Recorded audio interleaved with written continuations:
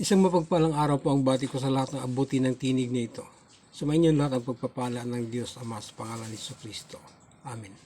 Ang paksa ko ngayon ay ang Reckoning of Times, episode 49. Ito ay 3 years after Genesis chapter 11 verse 15 o ang kamatayan ni Shelah sa edad na 433.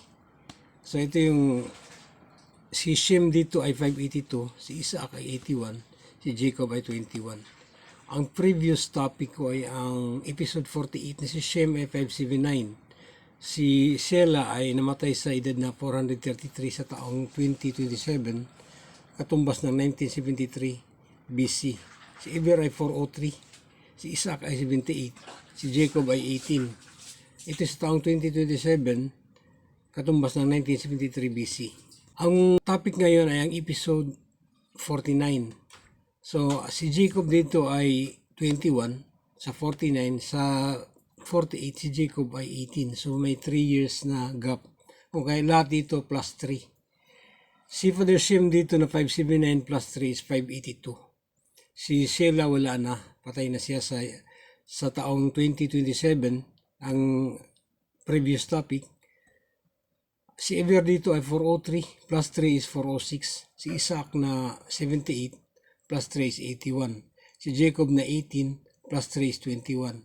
Ito ay ang taon previous year na 2027 year count plus 3 is 2030 year count.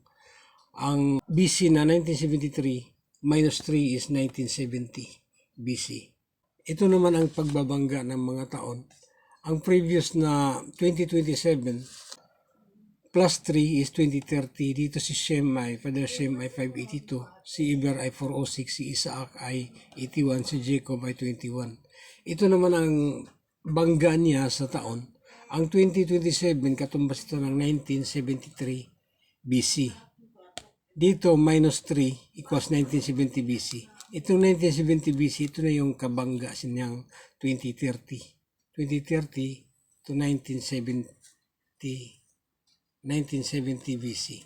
Kaya makita natin dito, ito yung mga sequences of time na binabawas, itong 9, 15, 3, 3, 3. Dito lahat plus, dito naman sa BC, dahil ito year count, pagbibilang ng mga taon, mula 1 hanggang 4,000.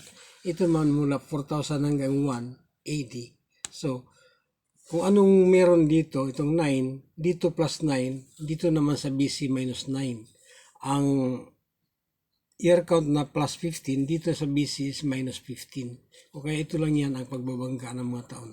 Bangga na ang taon dito. Ito naman ang kabuuan sa 9th day structure or ang kung mabuo ito, itong 3,000 years mula nang mag-umpisa ang pagbibilang sa 7th day. Ito'y pangatlong araw sa pagbibilang ng mga taon mula 7, 8 to 9. Ito 9th day.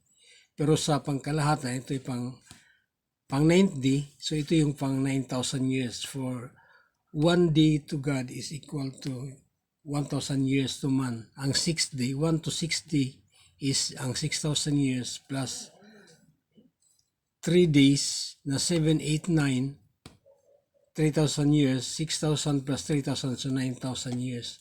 Ang topic ngayon ay dito lang sa 2030. Ito lang ang area nito, itong pang-apat na pink. Ito yung 3 years na gap from 2027 to 2030. Ito lang ang 2030. 582 si Father Shem. Si Isaac ay 81. Si Jacob ay 21. Ito yung 3 years after na mamatay si Shelah. Yung mga taon dito, ito rin yung mga taon dito. Yung previous, ito yung previous ng 2027 plus 3 is 2030. Dito naman, ang 2027 plus 3 is 2030. Ito yun ang 2030. Kaya ito yung pinagkukunan sa lahat ng bilang. Ito lang ang topic ngayon sa 2030. Sa bilang ng mga taon is 2030. 582 naman dito si Father Shem. 406 dito si Eber at si Isaac ay 81. 21 naman si Jacob. Sumainyo lahat ang pagpapala ng Diyos Ama sa pangalan ni Jesucristo. Amen at amen.